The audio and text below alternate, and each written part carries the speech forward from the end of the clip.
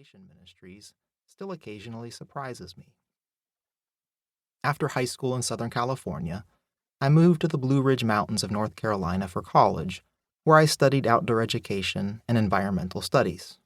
I envisioned a life spent outdoors, maybe as a camp director or park ranger.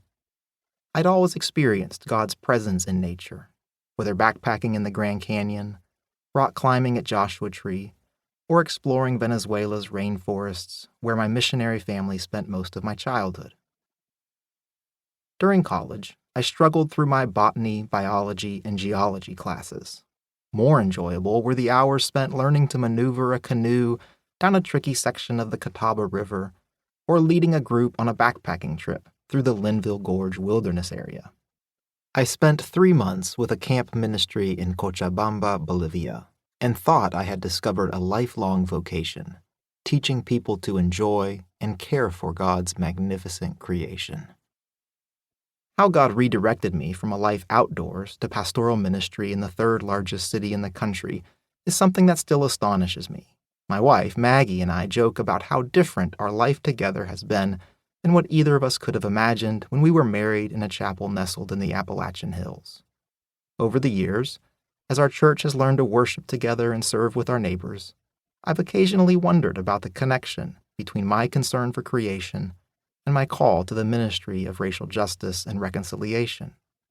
To be honest, the differences between the two often seemed incompatible to my uncreative mind. Despite my lack of imagination, I couldn't shake the sense that I was missing an important relationship between the Christian obligations to live justly with our neighbors and to care for creation. That hunch led to many conversations with the women and men in our church community who shared their experiences of God's creation and society's injustices from their distinct cultural vantage points. I kept my eyes open for authors, theologians, activists, and artists who held care for the environment together with the quest for racial justice. Something in me resonated deeply when I stumbled onto a conversation with the cultural critic Bell Hooks and the agrarian author Wendell Berry, who observed that we are under obligation to take care of everything, and you can't be selective if you are going to take care of everything. I began noticing that some Christian communities, especially indigenous Christians, had long appreciated the connective threads running through creation care and neighbor love.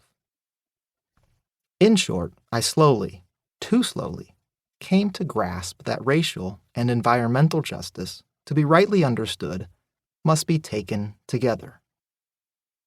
Tangled Roots.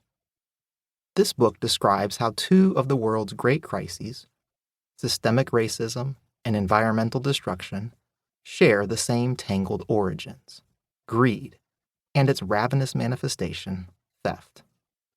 It also invites Christians to reclaim our unique vocation as caretakers whose worshiping presence begins repairing all that has been plundered. Disappointingly, some Christians still dispute the existence or extent of systemic racism and environmental destruction, and there is little I will say in this book to change the minds of the skeptical. More hopefully, increasing numbers of Christians acknowledge these injustices and have found in their faith the motivation to seek justice for their neighbors and the earth itself.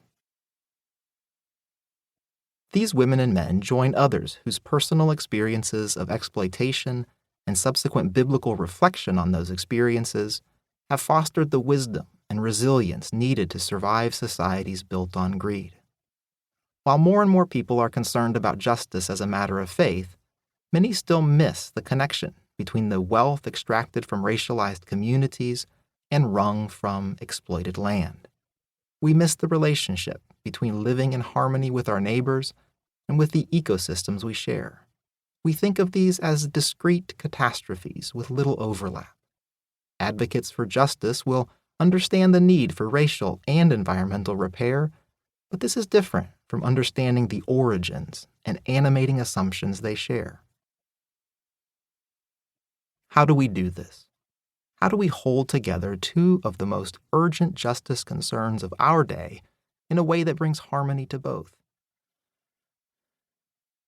At the outset, I should admit